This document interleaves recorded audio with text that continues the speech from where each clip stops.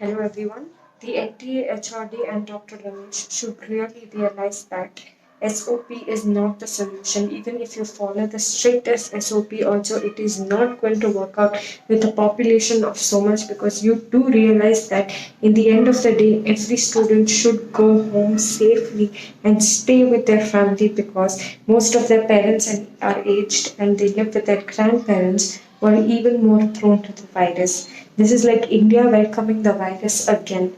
Please don't make that mistake. And why don't anybody understand that wearing mask is a burden for 3 hours, especially those who are suffering from wheezing and asthma? It is even more suffocating for them. Please try to understand. We are living in such a state where the student has to tell the authority what they have to do, and the authority is supposed to understand what the student needs. Please try to understand.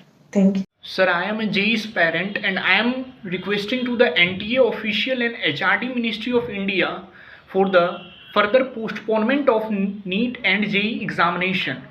Because sir, in this type of national level examination, there is the high risk of getting infected. There are more than 25 lakh of students who are giving NEET and JEE examination.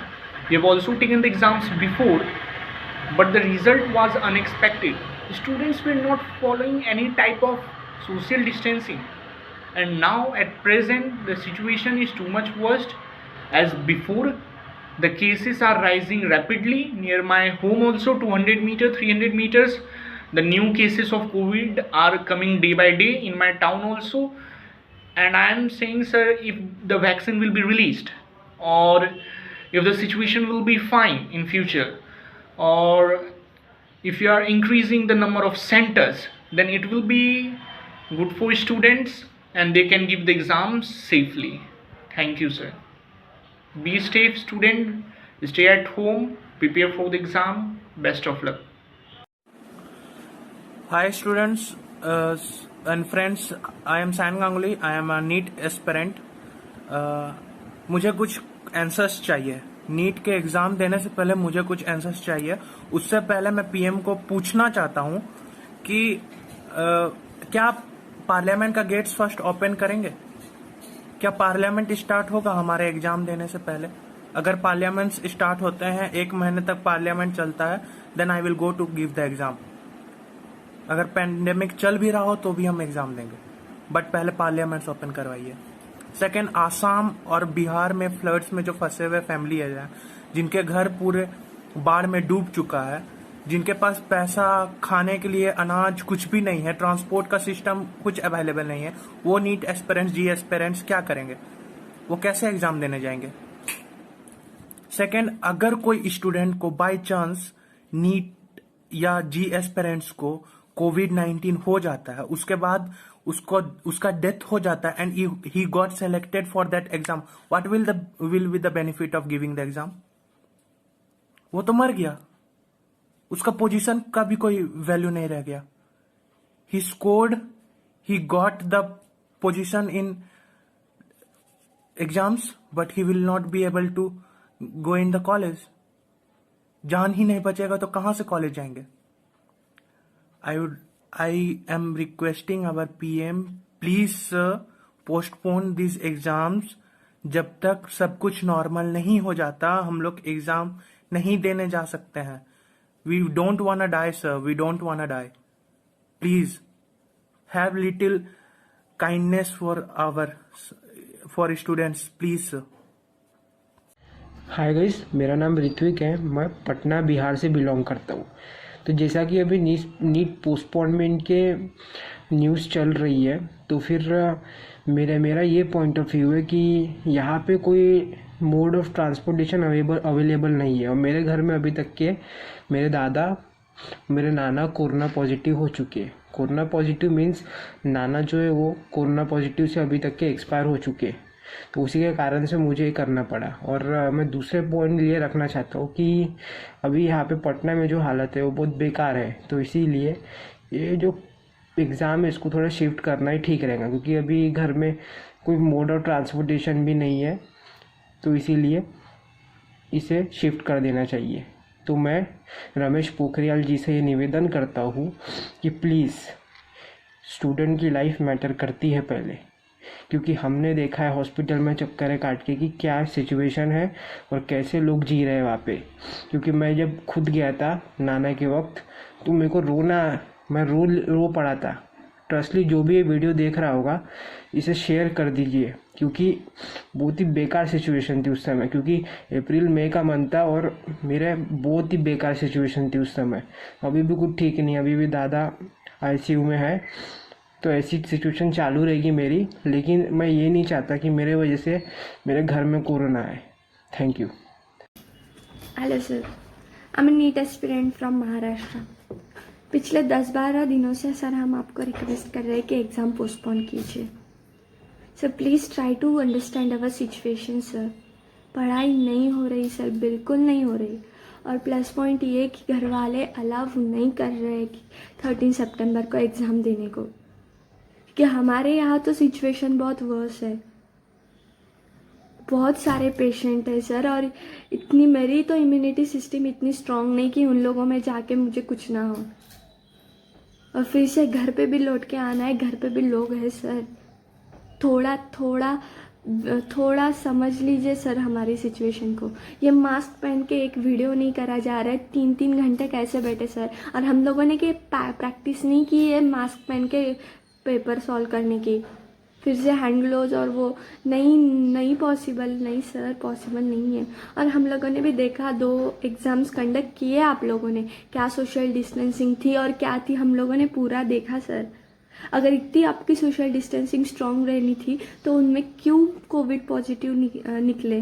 बहुत से student Covid positive निकले ना sir, ये मैं नहीं बोल रही, ये पूरे सोर्सेज से पता चला sir. So please sir postpone neat and JEE sir. हम लोग भी 2 साल से प्रिपेयर कर रहे हैं, 2 साल से पढ़ाई कर रहे हैं सर, नीट के लिए। सो प्लीज़ सर आप प्लीज़ एग्ज़ाम पोस्टपोन कर दीजिए सर, प्लीज़ प्लीज़ प्लीज़। हाय, मेरा नाम रवि है, मैं नीट का एस्पिरेंट हूँ। जैसा कि सबको पता है कि नीट का जो एग्ज़ाम है वो 13 सितंबर को है। मेरी सरकार से गुजारिश है कि प्लीज़ इसको कुछ दिनों के लिए पोस्टपोन कर दिया जाए, क्योंकि मेरे घर वाले राज़ी नहीं हैं कि मैं जाकर एग्ज़ाम दे सकूं। क्योंकि मेरी दीदी का एग्ज़ाम पड़ा था 9 अगस्त को यूपी बीएड का, वो वहाँ पे एग्ज़ाम देने गई थी, जिसके पीरियड में उसको कोरोना हो गया है। अभी वो हॉस्पिटल में भर्ती है। सो प्लीज़ ऐसे कंडीशन में मेरे पेरेंट्स नहीं चाहते कि मैं एग्ज़ाम देने जाऊं, तो सर प्लीज़ जब तक नॉर्मलसी नहीं आती है तब तक के लिए इसको थोड़े दिन के लिए पोस्टपोन कर दिया जाए, प्लीज़ सर। जैसे कि हम लोगों को पता है कि नीट और जेई का भी कोई कंफर्म न्यूज़ नहीं आया है। बहुत लोग बोल रहे हैं कि दोनों एग्ज़ाम पोस्टपोन करवाना चाहिए। वहीं दूसरी तरफ बहुत लोग बोल रहे हैं कि एग्ज़ाम पोस्टपोन नहीं करवाना चाहिए, जितने जल्दी हो सके एग्ज़ाम को कंडक्ट करवाया जाए। बहुत पेरेंट्स ने भी ट्वीट किया है। तो मेरे हिसाब से वो लोग वो होंगे जो बोल रहे हैं कि नीट जल्द से जल्द होना चाहिए, पोस्टपोन नहीं होना चाहिए। शायद उन लोगों को अपने बच्चों को प्राइवेट वगैरह में भेजना हो या कुछ भी उनकी दिक्कत रही हो। बट अभी मैं खुद की प्रॉब्लम बताऊं तो अभी की जैसी हालत है, मुझे अपने घर से सेंटर तक पहुंचने के लिए कम से कम 3 से 4 घंटे का टाइम लगेगा। और अभी उसके लिए मुझे पब्लिक ट्रांसपोर्ट यूज़ करना ही है कि अभी पब्लिक ट्रांसपोर्ट यूज़ करना मतलब कि खतरे से खाली नहीं है। और जिनके पर्सनल कार है उनका कोई दिक्कत नहीं है, या जो लोग कार वगैरह ओला या उबेर में जाना चाहते या कुछ भी हो तो उन लोगों का कोई दिक्कत नहीं। बट कोई पुअर पीपल के बारे में सोच नहीं रहा है, क्योंकि मुझे अभी घर से सेंटर पहुंचने में अगर मैं कोई कार वगैरह लेती हूँ ओला या उबेर या जो भी कुछ हो, तो उनमें उसका वो लोग प्राइस चार्ज करेंगे कम से कम 4 से 4,500 का, जो पुअर पीपल के लिए पॉसिबल ही नहीं है। तो हर कंडीशन को देखा जाए तो अभी बिल्कुल कंडीशन फेवरेबल नहीं है एग्ज़ाम लेने के लिए। और वहाँ पे जो पहले भी एग्ज़ाम्स लिए गए हैं हम सब ने देखा, वहाँ पे सोशल डिस्टेंस बिल्कुल मेंटेन नहीं हो रहा है। और पॉसिबल भी नहीं, आप 3 घंटे मास्क लेके कैसे मतलब कैसे एग्ज़ाम दे सकते हो? कंसंट्रेशन तो बैठेगा ही नहीं, वो अलग बात है।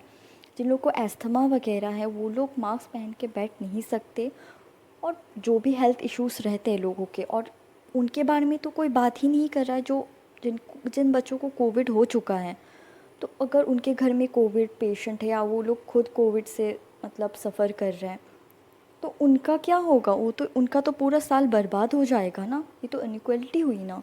तो मेरे हिसाब से नीट को पोस्टपोन अभी कर देना चाहिए, जब फेवरेबल कंडीशंस हो तब नीट को कंडक्ट करवाना चाहिए, नीट और जेई को, क्योंकि हम सब चाहते हैं कि नीट हो जाए।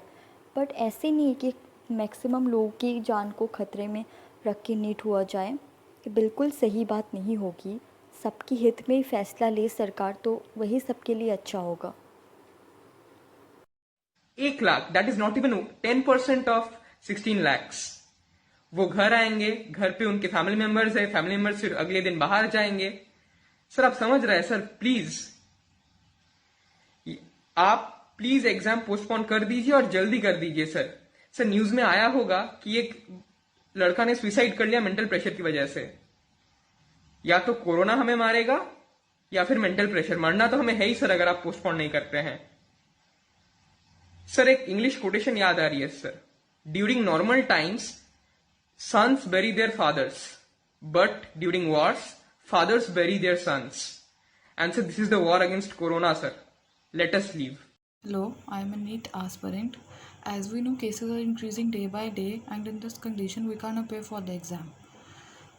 This exam is important for each and every aspirant because this exam decides our future.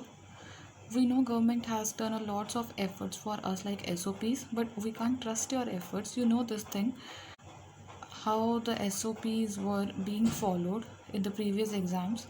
So kindly please postpone the exam. Please understand a student's pain also. We can't focus on our studies.